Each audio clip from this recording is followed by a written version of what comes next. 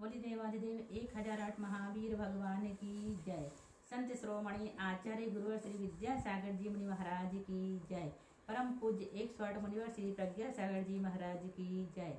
द्वादशांग दिनवाणी माता की जय। अहिंसामय विश्व धर्म की जय। नत्वा जिनेन्द्रं गत सर्वदोषं सर्वज्ञ देवं हितदर्शकं च श्रीजैन सिद्धांत प्रवेशिकेयं विरच्यते स्वल्प धियां हिताय। देखें जैन सिद्धांत प्रवेश का तीसरा अध्याय का प्रश्न है 294 294। इसमें वर्णन किया गया है सहनन नाम कर्म किसे कहते हैं। प्रश्न है सहनन नाम कर्म किसे कहते हैं। संस्थान हो चुके हैं, अब हम सहनन के बारे में पढ़ेंगे। जिस कर्म के उदय से हाड़ों का बंधन विशेष होता है उसे सहनन नाम कर्म कहते हैं। जिस कर्म के उदय से हाड़ों का बंधन विशेष होता है उसे सहनन नाम कर्म कहते हैं। हाड़ों मीन समझते हो, हड्डियों का। वज्र सब नाराज सहनन किसे कहते हैं। जिस कर्म के उदय से वज्र के हाड़, वज्र के वेष्टन और वज्र के ही कीलियां होती हैं। जिस कर्म के उदय से वज्र के हाड़, वज्र के वेष्टन और वज्र की ही कीलियां होती हैं उसे वज्र सब नाराज सहनन कहते हैं। जिस वज्र सब नाराज सहनन हो गया, अब वज्र नाराज सहनन किसे कहते हैं। जिस कर्म के उदय से वज्र के हाड़ और वज्र की कीलियां होती हैं। वेष्टन यहाँ नहीं बताया है। जिस कर्म के उदय से वज्र के हाड़ और वज्र की कीलियां होती हैं परंतु वेष्टन वज्र के नहीं होते उसे वज्र नाराज सहनन कहते हैं। सहनन 6 होते हैं। वज्र सब नाराज सहनन हो गया और वज्र नाराज सहनन हो गया। अब नाराज सहनन जिस कर्म के उदय से हाड़, वेष्टन और कीलियां सहित होते हैं।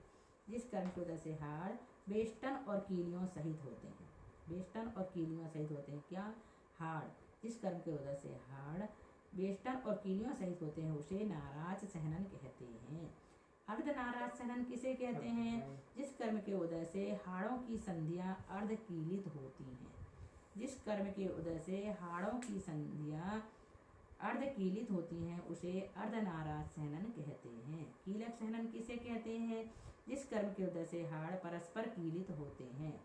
जिस कर्म के उदय से हाड़ परस्पर कीलित होते हैं उसे कीलक सहनन कहते हैं। असंप्राप्ता श्रीपाटिका सहनन। असंप्राप्ता श्रीपाटिका सहनन किसे कहते हैं। जिस कर्म के उदय से हाड़ जुदे जुदे नसों से बंधे होते हैं, परस्पर कीलित नहीं होते। समझ में आ रहा होगा ये सब। जिस कर्म के उदय से हाड़ जुदे जुदे नसों से बंधे होते हैं, परस्पर कीलित नहीं होते उसे असंप्राप्ता श्रीपाटिका सहनन कहते हैं। अब वर्ण नाम कर्म किसे कहते हैं। जिस कर्म के उदय से शरीर में रंग होता है उसे वर्ण नाम कर्म कहते हैं। जिस कर्म के उदय से शरीर के में रंग होता है, काला, पीला, सुंदर, गोरा, है ना, ये सब किस कर्म के उदय से होते हैं। वर्ण नाम कर्म के उदय से। गंध नाम कर्म किसे कहते हैं। जिस कर्म के उदय से शरीर में गंध होता है।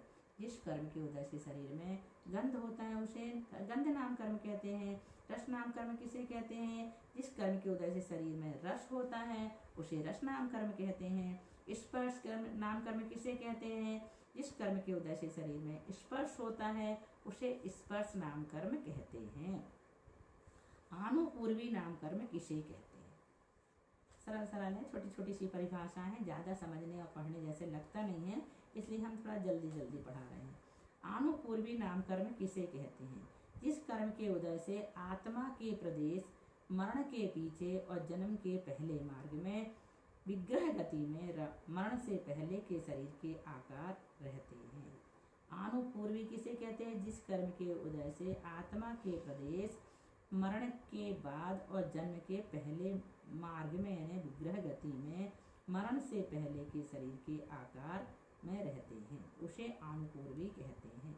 ये सब चीजें आपको समझ में आएगा कब, जब आप कर्मकांड पढ़ेंगे। अग्रु लघु नाम कर्म किसे कहते हैं। जिस कर्म के उदय से शरीर लोहे के गोले की तरह भारी एवं अर्कतूल के समान लघु नहीं होता वह अग्र लघु नाम कर्म कहलाता है।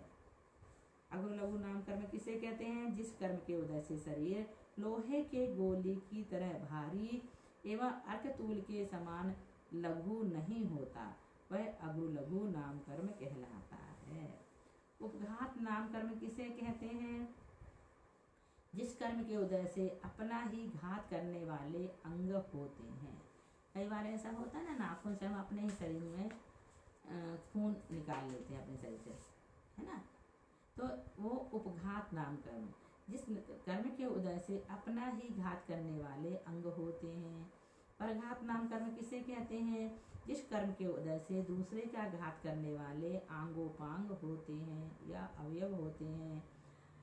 आतप नाम कर्म किसे कहते हैं? जिस कर्म के उदय से आतप रूप शरीर होता है, जैसे सूर्य का बिंब।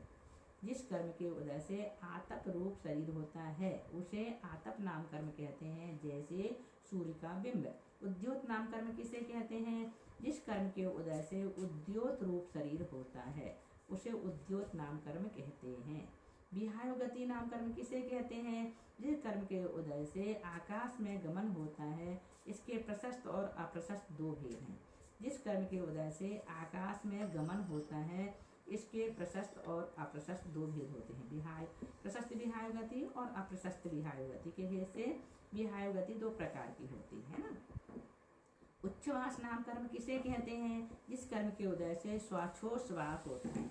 जिस कर्म के उदय से श्वासोच्छ्वास होता है उसे उच्छ्वास नाम कर्म कहते हैं। त्रस नाम कर्म किसे कहते हैं? जिस कर्म के उदय से दो इंद्रिय आदि जीवों में जन्म होता है। जिस कर्म के उदय से दो इंद्रिय आदि जीवों में जन्म होता है उसे त्रस नाम कर्म कहते हैं। स्थावर नाम कर्म किसे कहते हैं? जिस कर्म के उदय से पृथ्वी, जल, अग्नि, वायु और वनस्पति में जन्म होता है उसे स्थावर नाम कर्म कहते हैं। जिस कर्म के उदय से पृथ्वी, जल, अग्नि, वायु और वनस्पति में जन्म होता है उसे स्थावर नाम कर्म कहते हैं। पर्याप्त नाम कर्म किसे कहते हैं? जिस कर्म के उदय से अपने योग्य पर्याप्तियां पूर्ण होती हैं। जिस कर्म के उदय से अपने योग्य पर्याप्तियां पूर्ण होती हैं उसे पर्याप्त नाम कर्म कहते हैं।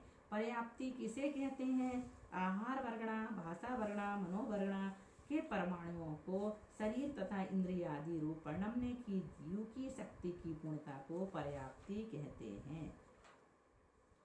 देखो, पर्याप्ति किसे कहते हैं? आहार वर्गणा, भाषा वर्गणा और मनोवर्गणा के परमाणुओं को शरीर तथा इंद्रियादि रूप परिणमने की जीव की शक्ति की पूर्णता को पर्याप्ति कहते हैं। अब पर्याप्ति के कितने भेद हैं इसे हम बाद में पढ़ेंगे, है ना। आज बस इतना ही। बोलिए महावीर भगवान की जय।